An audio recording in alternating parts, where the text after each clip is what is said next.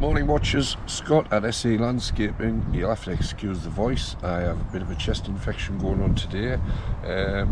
I'm here on a job to do a bit of pruning, but what I'm going to do is I'm going to change things up over the next few weeks. As people know, I look after a lot of different sites and a lot of what I call sort of gardens. I split them up into gardens. You could say I'm a bit of a head gardener at times, but I thought I'd walk you through a few jobs over the next few weeks, especially the guys who are trying to get into commercial.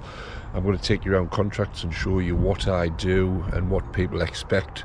So we've got the first one here, which I'll spin you around, which it's a bowling green, and I'll explain what we do on the bowling green because that's another story, and then I'll explain what we do in the surrounds. So as we come in, we've got a conifer hedge, which I've done on previous videos. We prune that once a year. We've got rose beds which get the regular maintenance, as well as bulbs coming through. These grass dairies here, they will get boxed off every 10 days. Now the rose beds are very old and woody, but the council don't have a huge budget to refresh, so what I tend to do is when I have a few roses spare up jobs, like bulk buying, I tend to put things in at my own cost, but ideally they need a revamp. These roses are sort of 30-40 year old. We come round, we've got grass dairies again, and it's basically a matter of just cut them, like I say, boxing them off. We've got the ornamental trees there, which yes, I have done a video of pruning them up before. They've had their cut and tidy. You can see how the grass underneath gets very little light, so it doesn't grow very good. And then as we come back around, we've got another one. Got one or two leaves to pick up, but apart from that, overall the site's tidy. My employee's been working on these beds yesterday. As you saw, the other ones have got a bit of weed on. She's coming back to do those today. But it's a better bed for roses. They look, I've only seen one dead one in there, but apart from that, that's a decent bed.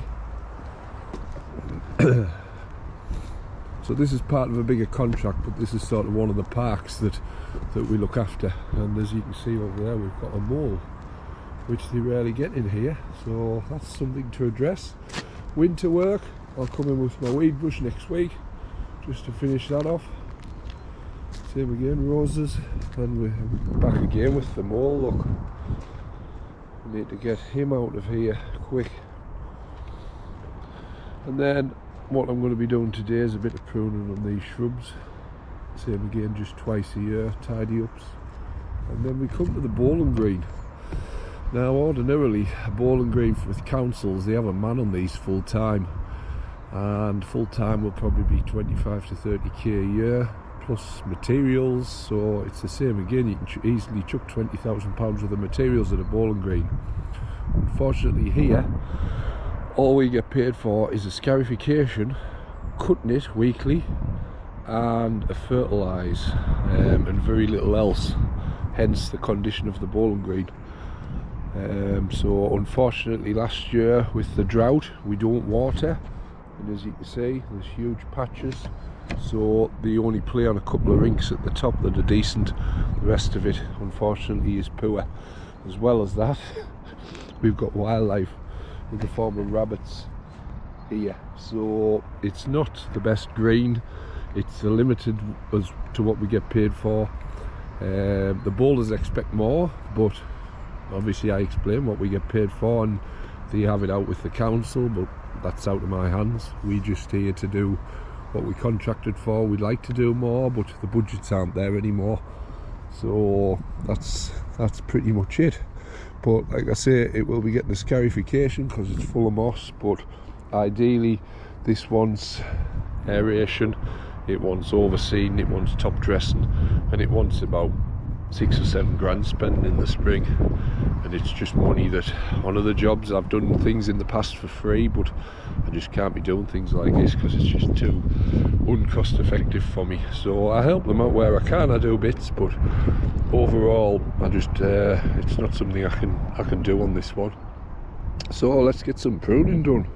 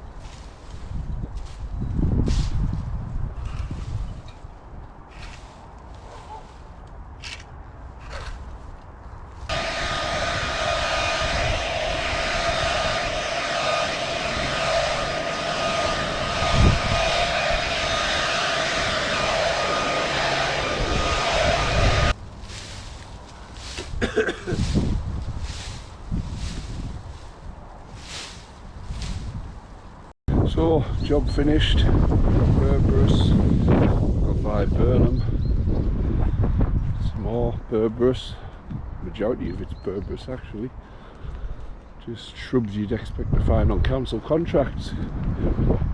Large Lonicera shrub, another Berberis intertwined with Lonicera, Hebe, and finally Berberis.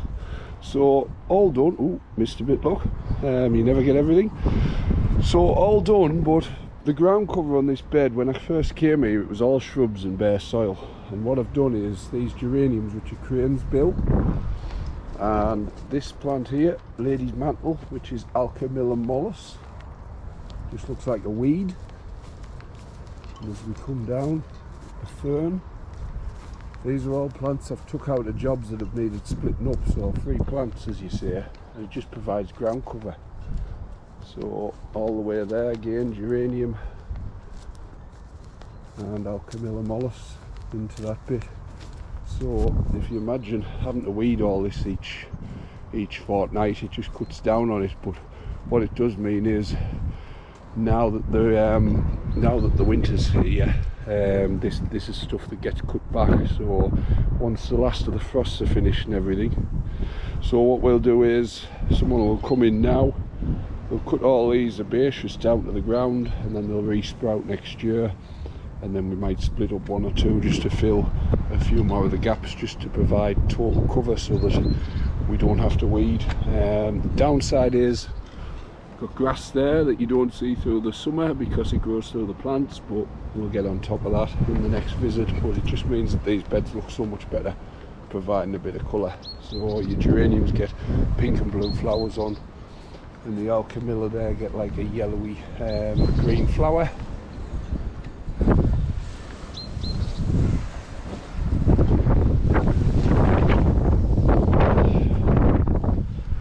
tidy on the outside as well. So we've cut back the shrubs, some of them into the back, so there's a gap. The larger ones up there just faced off with the fence, but all tidy. So as I said earlier, as you can probably hear, I'm not on top of my game today. Chest infection, which I've inherited from my son, and it's been a struggle the last few days with work and everything. But people are now saying, well, why aren't you often at home? On the other side of things, I can't sit about. I feel worse when I sit about than I do when I'm out, and I might recover better if I'm sitting about, but I prefer to just get out and battle on. Hence, I haven't had a sick day in 25 years. The last sick day was then forced on me when I was run over on a grass cutter, which is another story, which a lot of you guys probably already know about. So that's where we are. But with these sites, it's just giving you an insight into, like I say, improvements on sites, where I brought those plants on board there from another job, and it cuts down on our work for weeding. It improves the site because it makes it look a lot better for free, because these plants that I'm splitting up, I'm just cutting in half to improve another job. So everybody wins really. It's quite good, and it's plants for free basically. So that's how you can make little improvements to jobs. And just showing you around that job there, adjacent to that is the 2 football fields, which I showed on a previous video where I was line marking. That's part of the same contract, but what I thought I'd do over the coming months, if we're light on work and things, and just to get a few videos out, is just to show you around, especially for the commercial guys, a lot of the guys who I'm in touch with on a regular basis. It just gives you an idea of what we do, because I get some inquiries from people. I'm not going to name people who I get inquiries off, but just I got an inquiry the other day, and it was for a guy who had to cut the grass in a cemetery, and it was 8 visits a year, and I explained to him that it'd be forever fighting, and as well as that, when your van's parked outside doing 8 visits a year, which is sort of 3.5 weekly through the summer, when your van's parked there, they don't know you're getting paid for 8 visits a year, they just see you doing the bad job. So I advised him against it. These jobs aren't worth going into. There are some jobs, like I say at the start, yes, you can do it, but if you want to sort of build a business and a good name for yourself, especially with social media around now, it just takes one person to show the work that you're ploughing through this 3.5 week grass, as you're contracted to do, but you're ploughing through this grass, and all they see is you making a mess on their mum's headstone and burial area, and straight away there's a photo taken, oh, and here's his van outside, and before you know it, you're all over your area, and it's bad press. And trying to make it's very easy to build it's hard to build a good reputation, so it takes years and years to build a good reputation. Now a good reputation can be shattered in 30 seconds with one post from somebody, and that post could be rectified, someone could put up afterwards or apologise and stuff, but damage is already done, and the business is already ruined. So it's that's the way it is. So jobs like that I tend to try and steer away from nowadays. I try to only do the good stuff, and I advised him the same, and he took it on board. He could see where I was coming from. Since then he's come back with some other tenders that I've looked at for him that are better.